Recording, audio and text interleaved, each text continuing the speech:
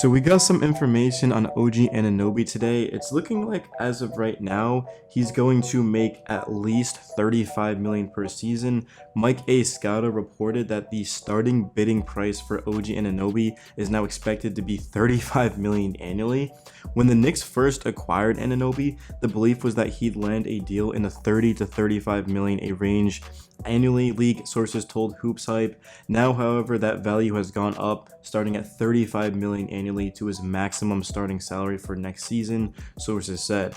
Looking at 16 front office officials, they were all polled in regards to what they would offer OG, and I believe 9 of the 16 said they would give him anywhere from 35 to 40 million. Yeah, that's correct. 9 of the 16 people were in that 35 to 40 range. That's just not exactly where the Knicks want to be, because you have to understand that to that point, they'd be paying OG and Isaiah Hartenstein 50 million annually a year combined. How do you build a championship roster with Jalen Brunson, Julius Randle, Josh Hart, Dante DiVincenzo, and be able to pay those two guys that type of money? If OG was able to stay healthy, nobody watching this video would be complaining about paying him 35 to 40 million, because the Knicks were 20-3 when he played last season, not to mention the splits that he had. OG had 49% from the field, 39 from 3, 79 from the free throw line, 2 steals and a block a game on the wing. We know how important perimeter defense is in the NBA, especially in the East when you're going up against the Boston Celtics. That's the team you're trying to dethrone. I mean, the Knicks were 22.8 points per 100 possessions better when OG was on the court. They had that 12-2 stretch, of course, in the 14 games following the trade when they were healthy and Julius Randle was still playing. So you look at OG, and if you're the Knicks, do you end up paying him? You kind of have to, because you traded RJ Barrett and Emmanuel quickly to get OG. You can't just let him walk. And even more importantly, you can't let him walk to the Philadelphia 76ers, who have a ton of salary cap space this offseason. If he goes to the Thunder or the Jazz, it wouldn't be as bad. But if he goes to a team that you just went to 6 games with in the first round of the playoffs, a team that has Tyrese Maxey and Joel Embiid already, I mean, that's just going to be extremely dangerous territory for the Knicks. But OG, he hasn't played in 70 games in a season since 2017-18 when he was a rookie, and he's missed 36% of his team's regular season games over the past 4 years. I remember during the 2019 Toronto Raptors playoff run, OG was injured. During our playoff run, we absolutely needed him to beat Philly. We don't beat him without him in that series. And then against the Pacers, we go up 2-0, but he gets injured, right? And never returns. So it's just such an interesting situation, because it seems like the Knicks right now are trying to just hope that no team offers him a max. Because if OG were to be offered a max by another team, then the Knicks would all of a sudden have to offer OG something like a 5-year, $200 million contract, which would be 34.5 million in 2024-25, nearly 7 million less than Anunoby's starting salary would be if you were on a max contract. But is he going to take that, is going to be the thing. So you look at Pascal Siakam, he ends up getting a max from the Pacers. Is he worth a max? No, in my opinion, but you're not going to let him leave, right? Considering what you gave up and considering he could go to a rival, and the Knicks obviously are an elite team with OG on the court. So it's just a very sticky situation. I do think the Knicks are going to pay OG.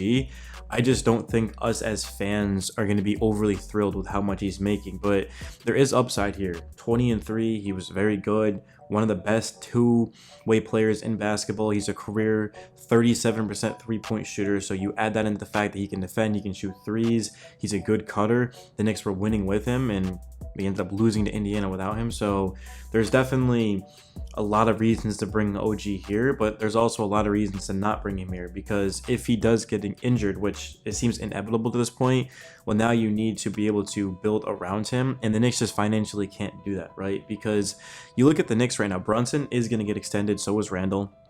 Dante's paid, Hart's paid, Hartenstein's about to get paid, Miles McBride's under contract. Boyan's about to get a guaranteed contract. Josh Hart's being paid. Mitchell Robinson's being paid, but he's probably going to be traded. Precious Achiuwa is an unrestricted free agent. Precious is a restricted free agent. Alec Burks is an unrestricted free agent.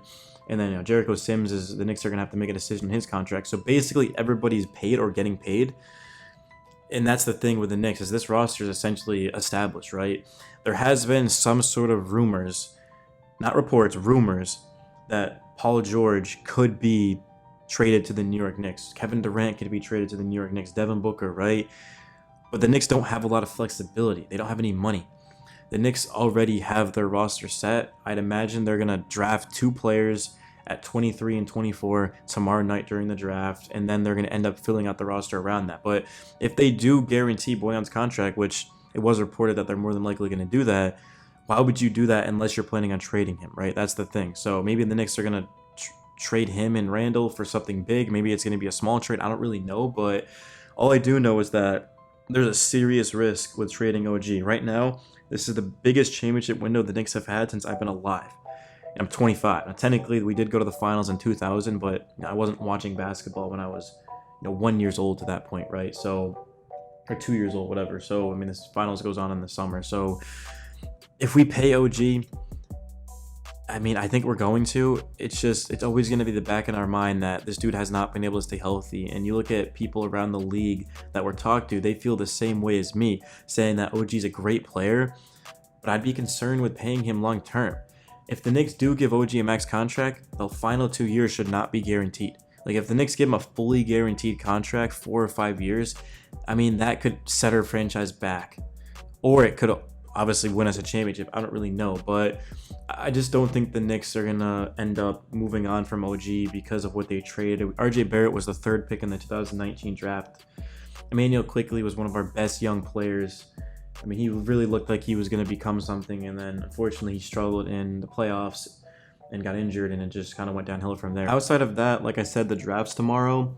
Jonathan Weiserman projected the Knicks to take Ryan Dunn, Virginia forward, with the 24th overall pick, and Dayton center Deron Holmes II with the 25th pick, and UCLA center Adem Bana, if I'm pronouncing that correctly, which I'm absolutely not, with the number 38 pick in his latest mock draft.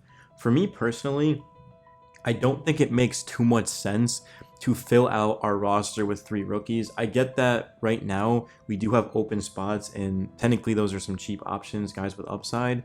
But at the same time, what are the likelihood that these guys are going to see the court? I could absolutely see Dunn playing minutes because he's already a good defender. Definitely needs to put on some strength and weight, but he could certainly help us with his 7'1", 7'2" wingspan, his 6'8" frame, his instincts. It's just there's not a lot that's gonna offer us the ability to win right now, and that's why I'm all for putting together 24 and 25 and moving up in the draft, or trading one or even both of those picks for a player, right?